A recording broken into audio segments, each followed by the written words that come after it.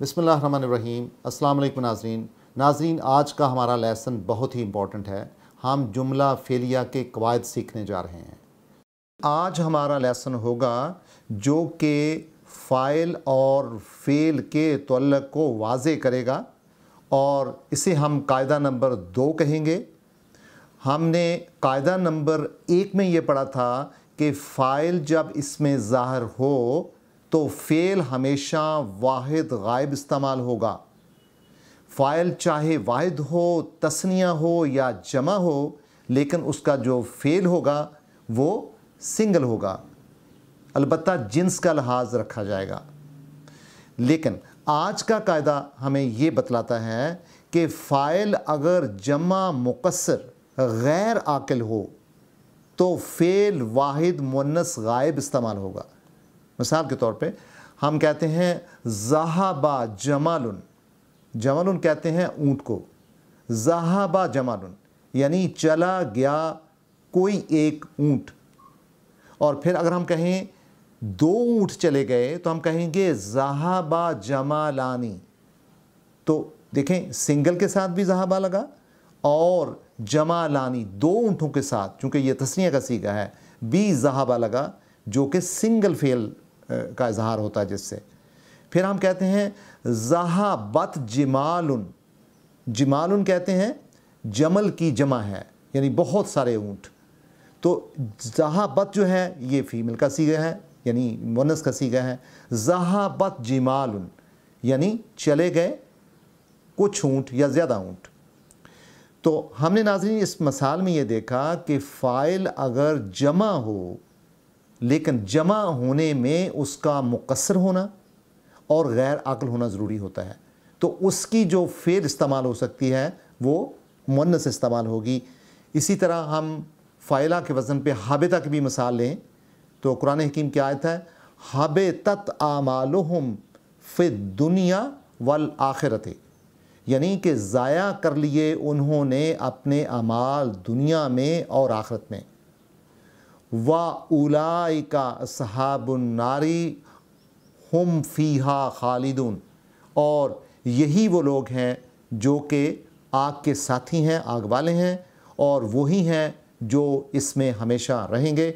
नाज़रीन जो नुक्ता है समझने वाला वो ये है कि आमाल तो मुज़क्कर है और जमा है, इसके साथ जो हाबितत है ज़ाया होने के माने में हाबिता से निकला हुआ है वो मुन्नस क्यों इस्तेमाल हुआ, उसकी वजह ये कायदा है जो कि कायदा नंबर 2 है हमारे लेसन्स में, यानी कि अगर फ़ाइल जमा मुकस्सर गैर आक़िल होगा, जैसे कि अमल से आमाल है, ये जमा मुकस्सर है और गैर आक़िल है यानी कोई जानदार चीज़ नहीं है, ये बेजान चीज़ है आमाल जो है, तो इसके साथ जो फ़ेल इस्तेमाल होगा वो मुन्नस का होगा।